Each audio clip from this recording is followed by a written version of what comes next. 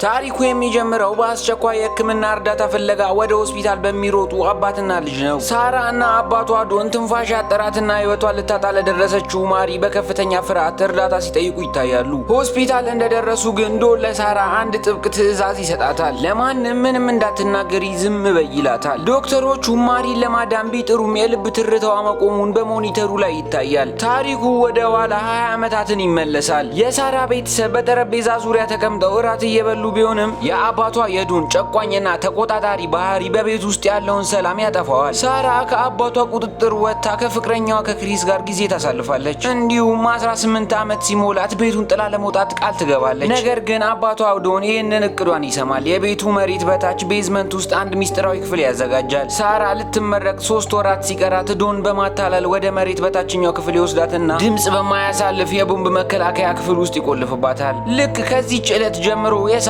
የጨለማ ህይወት ይጀምራል። አባቷ እሷን እንደ እስረኛ ከመያዙም በላይ ከፍተኛ በደል ያደርስባታል። ከዓመታት በኋላ ሳራ በዚያው በጨለማ ክፍል ውስጥ ማሪ የተባለች ሴት ልጅ ትወልዳለች። ዶን በላይኛው ቤት ከሚስቱና ከሌላኛው ልጁ ጋር ሰላማዊ ህይወት እየመራ ከመሬቱ በታች ግን ሌላ ድብቅና ዘግናኝ ህይወት መኖር ይጀምራል። ሳራና ልጆቿ በመሬት በታች ባለው ጨለማ ክፍል ውስጥ መኖራቸውን ቀጥለዋል። ዶን ለልጆቹ ማባበያ የሚሆን ቴሌቪዥን ቢያመጣ የሳራ ህይወት ግን አሁንም በስቃይ የተሞላ ነው። ሳራ በዚያ ጠባብ ክፍል ውስጥ ማይክል እና ቶማስ የተባሉ 2 ተጨማሪ ወንድ ልጆችን ትወልዳለች። ለልጆቿ የውጭውን ዓለም ክፋት ለመደበቅ ስትል የራሷን ዘግናኝ ህይወት ታሪክ እንደ ተረት በመቀየር ትነግራቸዋለች። በላይኛው ቤት ግን ጥርጣሬዎች እየጨመሩ ነው። የሳራ እህት ኤሚ አባቷ ዶን ለሳራ ፍቅረኛ ለክሪስ የነገረው ታሪክ ውሸት መሆኑን ትረዳለች። አባትና ልጅ መካከልም ከፍተኛ ጠብ ይነሳል። ኤሚ የአባቷን ቁልፍ ሰርቃ መሬት በታች ያለውን ክፍል ለመፈተሽ ብትሞክርም ዶን ይደርስባትና በኃይል ያቆማታል። ሳራ 3ኛ ልጇን ቶማስን በላይኛው ቤት እንዲያድግ አባቷን አሳምና ትልካለች። ቶማስ በቤቱ ደጃፍ ላይ ሲገኝ ሳራ ለእናቷ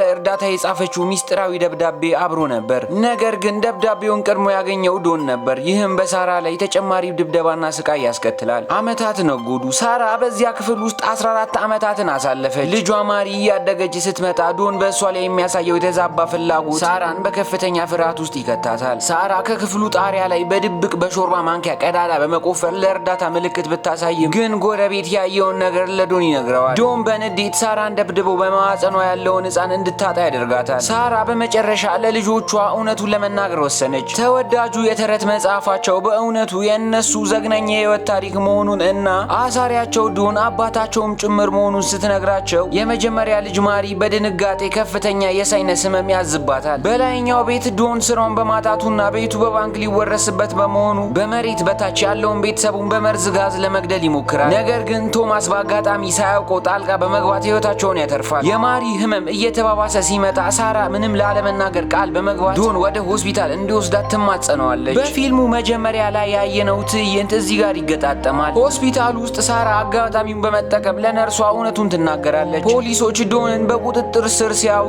የ20 ዓመታት ስቃይ ያበቃል። ማይክል ከመሬት በታች ሲወጣና መላው ቤተሰብ ሲገናኝ የሚታየው ትዕይንት እጅግ ልብ የሚነካ ነው። ያማል፣ በእውነት ያማል። አንድ አባት እንደዚህ ጨክኑ። ታሪኩ የሚያበቃው በደስታ ነው። ሳራ ከድሮ ፍቅረኛዋ ከክሪስ ጋር ትገናኛለች። ክሪስ ከ20 ዓመት በፊት ሊሰጣት አዘጋጅቶ የነበረውን የሞተር ሳይክል ሄልሜት በስጦታ ያበረክትላታል። በመጨረሻም ሳራና ክሪስ የልጅነት ህልማቸውን እውን ለማድረግ በሞተር ሳይክል ወደ አዲሱ ህይወታቸው ሲጓዙ ይታያል። የዛሬው ፊልማችን እዚች ጋር ያበቃል። መልካም ጊዜ።